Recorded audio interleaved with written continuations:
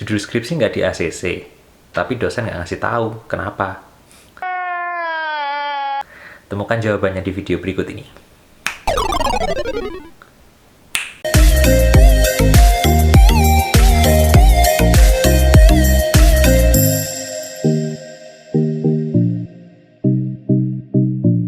Sebelum saya menjelaskan penyebab kenapa judul skripsi seringkali tidak di ACC, kita perlu pelajari bersama dulu teman-teman komponen-komponen inti dari judul skripsi yang baik. Di sini saya jelaskan ada 3 komponen utama dalam judul skripsi yang baik, yaitu fokus penelitian, yang kedua kasus yang diangkat, dan yang ketiga adalah lokus atau lokasi penelitian.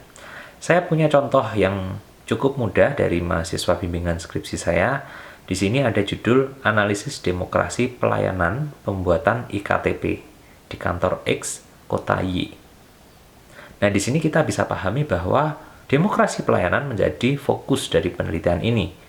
Kemudian pembuatan IKTP menjadi kasus yang diangkat dalam penelitian ini, dan kantor X, kota Y adalah lokasi yang dipilih untuk diteliti. Hampir pasti teman-teman, penyebab dari kenapa judul skripsi tidak di ACC itu ada di hubungan antara fokus dan kasus yang diangkat.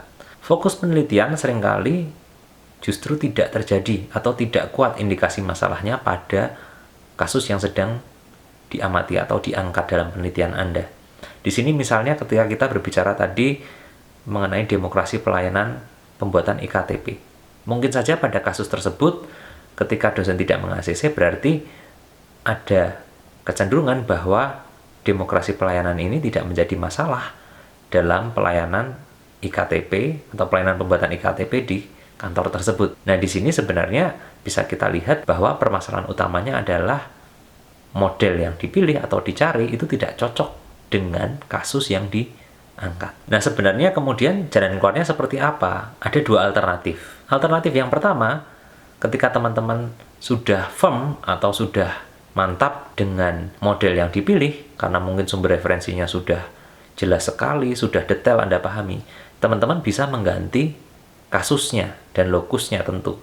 Anda kemudian harus mencari kasus pada lokus yang lain yang sesuai dengan model tersebut. Anda harus cari indikasi permasalahannya, ada nggak ini kira-kira yang sesuai dengan model yang sudah Anda pilih. Atau Anda juga bisa gunakan alternatif yang kedua.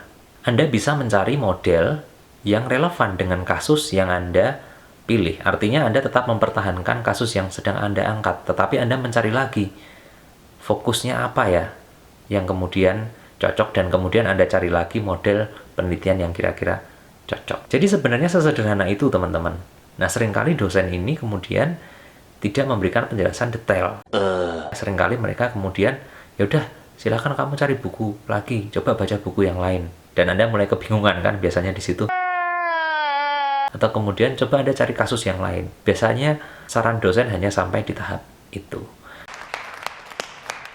Nah, dengan video ini saya harap teman-teman nggak bingung kalau misalnya dosen nyuruh nyari buku lagi, atau kemudian dosen suruh nyari kasus yang lain. Itu karena hal-hal yang sudah saya jelaskan dalam video ini. Saya pikir itu teman-teman tetap semangat untuk mengerjakan skripsinya. Saya doakan semuanya lancar. Terima kasih.